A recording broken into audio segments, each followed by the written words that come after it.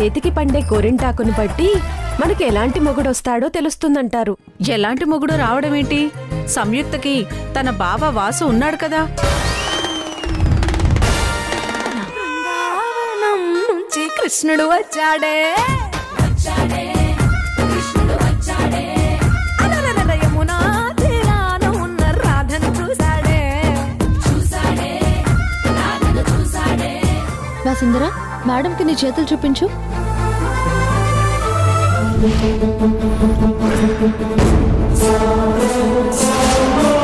ఎవరి పేరు రాస్తారు తన చేతి మీద?